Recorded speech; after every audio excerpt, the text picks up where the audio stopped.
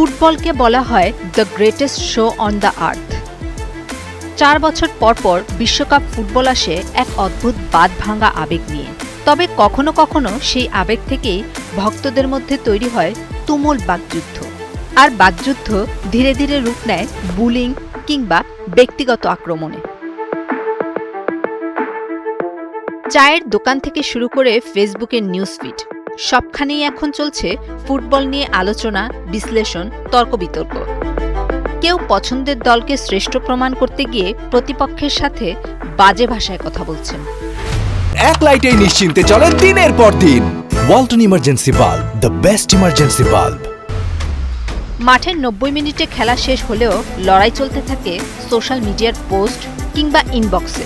এক দলের সমর্থক অন্য দলকে অপমান করতে তৈরি করেন মিম, ছড়ান কটূক্তি, এমনকি পরিবার ও ব্যক্তিগত জীবন নিয়েও চলে আক্রমণ।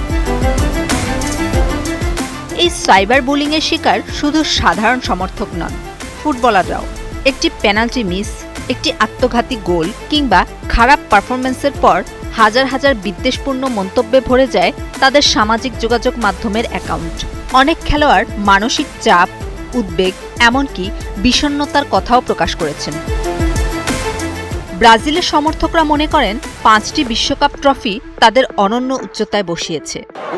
We can win this World Cup 2026 after 2002 World Cup, and after 24 years we can win this World Cup, and I think so.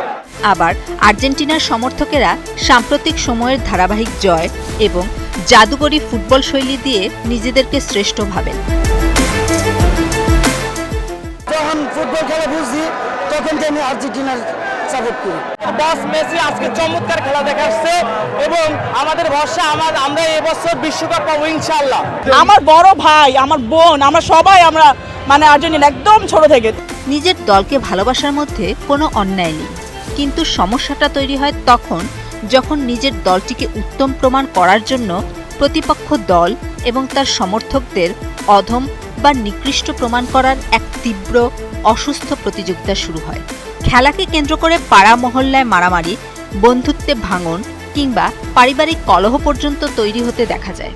আপনি বিশ্বকাপে আর্জেন্টিনার যে সমর্থক হচ্ছেন, আপনি কয়টা বিশ্বকাপ ফিফাতে চান্স পাইছেন?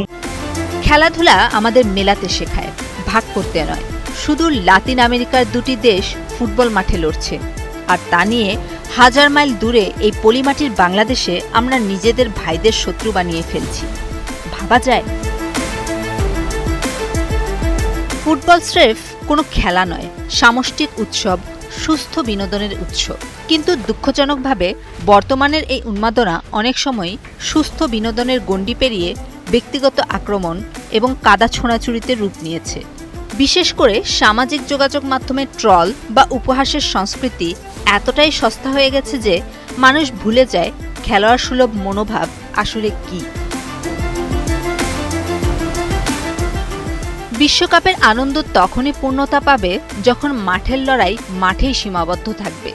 সামাজিক যোগাযোগ মাধ্যম হবে সুন্দর আলোচনা, সম্মান আর ক্রীড়াসুলভ আচরণের জায়গা, সাইবার বুলিং নয়।